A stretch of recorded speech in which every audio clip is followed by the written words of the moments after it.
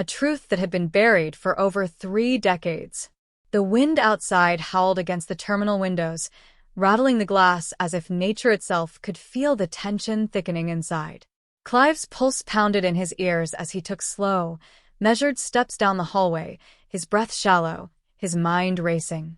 He had spent years trying to forget, forcing himself to accept the silence, the absence. But now the past wasn't just knocking. It was breaking down the door. Ranger, still poised like a coiled spring, let out another deep growl, his focus unwavering on the hooded figure. The man's fingers inched further into his bag, deliberate, calculated. Ray's grip on his holster tightened, his instinct screaming at him to act. But he didn't. Not yet. "Sir," Ray called, his voice steady but firm. "I need you to slowly take your hand out of the bag, where I can see it." The man didn't react at first.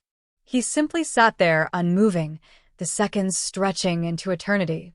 Then, with a slow and measured motion, he lifted his gaze completely, pushing the hood back just enough for Ray to get a clear look at his face. And Ray felt his stomach drop. The resemblance was undeniable. Older, yes. The jawline sharper, the features more mature. But the eyes were the same. The same deep, piercing gaze that had been frozen in time on a decades-old missing persons poster. The same eyes that had once belonged to a 6-year-old boy named Levi Brogan. Clive stepped forward, barely breathing. "Levi?" The man didn't answer, but something in his expression flickered, the tiniest hesitation, a crack in the mask he was wearing. It was enough. Ray exhaled slowly, choosing his next words carefully. "You're not here by accident, are you?" The man swallowed hard, then finally spoke, his voice lower than Clive remembered, rougher, but unmistakably familiar. "No," he said. "I came to see if he was still looking for me." And just like that, the world around them seemed to fall away. The airport noise, the distant chatter, even the wind outside, it all faded. There was only this moment, suspended between past and present. Clive took another step closer, his vision blurring with emotion. He wanted to reach out, to touch his son, to confirm that this was real. That after all these years of grief, of not knowing, of wondering if Levi had suffered, if he had called out for his father in the dark, he was standing here, alive.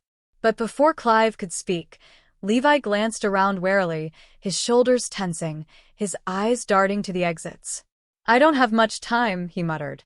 "They know I'm here." Ray stiffened. "Who's theys?" Levi hesitated, then shifted his weight slightly, just enough for Ray to catch a glimpse of something beneath his sleeve.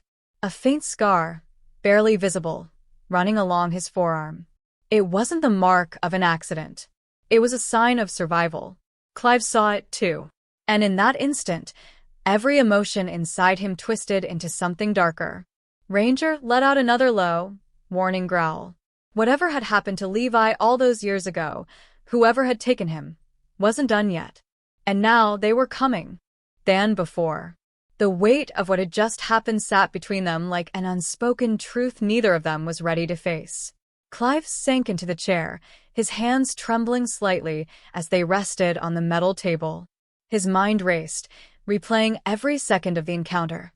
The boy's face, the red toy car, the voice that wasn't quite Levi's but somehow carried the same ghostly echo of a past he could never bury.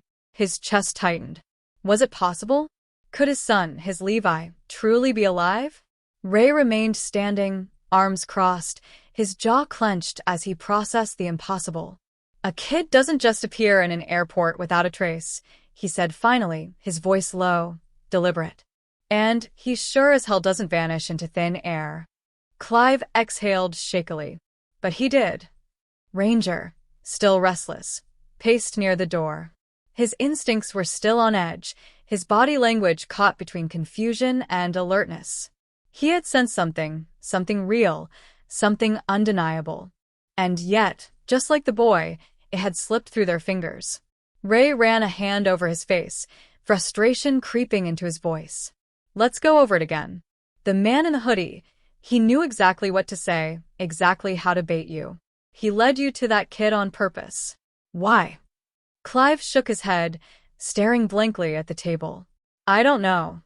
His voice cracked with exhaustion. But that toy car, that wasn't a replica. It was Levi's. He looked up at Ray, his expression hollow yet determined. I would know. Ray didn't doubt him. The detail was too specific, too personal. But it only deepened the mystery. So, what are we saying here?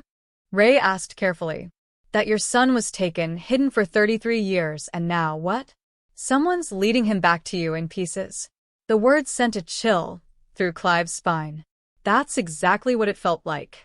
A cruel, deliberate game where he wasn't sure if he was chasing ghosts or something much worse. Ray pulled out his phone, flipping through the surveillance snapshots they had been able to grab before the hooded man disappeared. He didn't walk in with a kid, he muttered, mostly to himself. No one saw him arrive with a boy.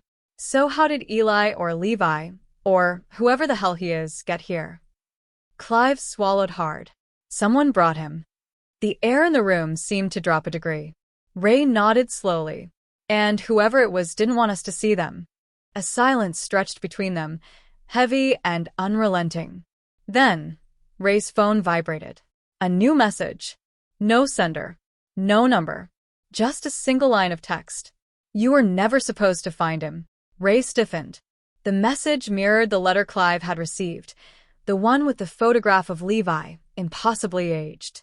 He turned the screen toward Clive, who paled at the sight of the words. Someone was watching. Someone had been watching all along. Clive's breath came in shallow bursts. Ray, he swallowed hard, his voice barely a whisper. I think this was just the beginning. Ray exhaled through his nose, forcing himself to stay calm, to think. Every instinct told him they weren't chasing shadows. This wasn't just some elaborate hoax. There was intent behind this. A purpose. And whoever was behind it wasn't done yet. Before Ray could respond, there was a sharp knock at the door. Both men turned sharply, their bodies tensing. Ranger, who had been still for the first time since the chaos began, suddenly sat up straight, his ears flicking toward the door, muscles coiled.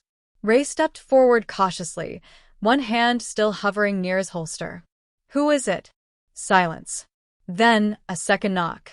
Softer this time. Clive's stomach twisted. His mind screamed at him to brace himself because deep down he already knew. Ray reached for the door handle, his fingers wrapping around the cold metal. With one last glance at Clive, he turned the knob and pulled the door open. Standing in the dimly lit hallway was the boy. Eli. Or Levi. Or someone who should not have been there.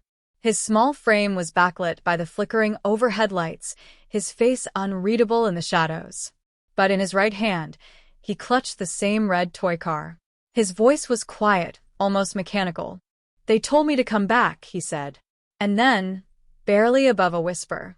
Before it's too late.